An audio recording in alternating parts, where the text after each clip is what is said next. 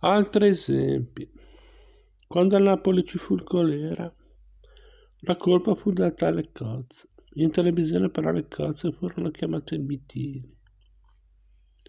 E allora successe che tutti i napoletani, non sapendo di cosa fossero i mitini, continuarono imperterriti a mangiare cozze. Un'altra volta era a casa del mio sarto, Saverio Guardascione, e stavo guardando il telegiornale insieme allo stesso Saverio e a Papiluccio, un bastardino trovato alla Renaccia il giorno dopo il terremoto. Disse lo speaker: le base è stato catturato con l'ausilio delle unità cinofile. Al che Saverio mi chiese: professor, che so st'unità cinofila? Sono i cani, risposi io, cercando di semplificare il concetto. Gesù, Gesù, esclamò Saverio, e io tenevo un'unità cinofila da più di un anno e non ne sapevo. Papiluccio capì che stavamo parlando di lui e mossa la coda in segno di gratitudine. Dei politici poi non ne parliamo, sono la quintessenza del parlare difficile usato ai fini della conservazione del potere. Una volta ne ho sentito uno dire in televisione che indubbiamente in Italia abbiamo un problema della moneta divisionale, parzialmente risolto dall'emissione cartacea sostitutiva.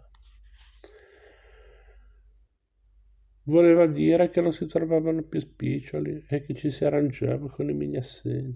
Ebbene, credimi, io lo avrei denudato in diretta e lo avrei frustato finché non avesse pronunciato correttamente la frase in questione. Il guaio è che gli specialisti del sapere temono che un'eventuale semplicità di espressione possa essere scambiata per ignoranza. Non ti dico poi quando si accorgono che vuoi trattare la loro materia con troppa disinvoltura.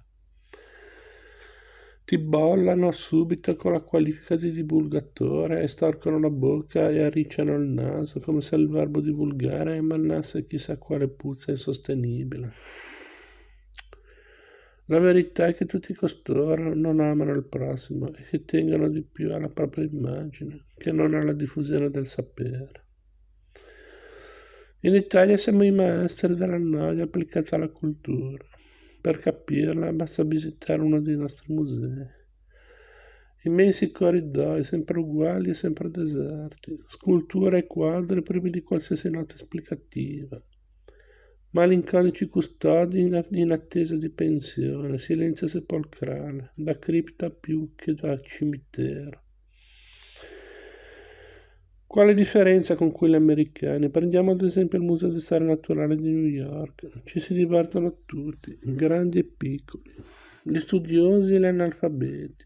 Dentro ci sono i bar, i ristoranti, i video che ti spiegano il perché e il per come, il diorama con le ricostruzioni dei paesaggi della preistoria e i tirannosauri che digrignano i denti e le canoe degli indiani e il toro seduto che pagaia.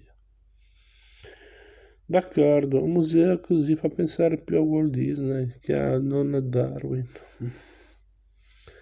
Però, viva Dio, il visitatore ci passa la giornata e quando alla fine esce fuori ha pure imparato qualcosa. Ciò permesso, io qui alla faccia dei dotti e dei seriosi vorrei poterti dimostrare che a volte la filosofia greca può essere anche divertente e di facile comprensione. Alcuni filosofi in particolare, dopo un po' che ci sei entrato in confidenza, ti risulteranno così familiari che finirai per scoprirci delle rassomiglianze persino con le persone del tuo ambiente. Aristotelici, platonici, sofisti, scettici, epicurei, cinici, cirenaici potrebbero diventare dei riferimenti più efficaci dei segni zodiacali se usati per individuare lo stile mentale di una persona. È inutile negarlo, noi siamo i diretti discendenti di questi signori. Quando era nel 1184 a.C., la data in verità molto incerta della distruzione di Troia viene fuori da un astruso calcolo fatto da Eratostene. Finì la guerra di Troia, vuoi vuoi per le tempeste sulla strada del ritorno, vuoi per la paura, gli eroi greci e i profughi troiani si sparpagliarono un po' dovunque.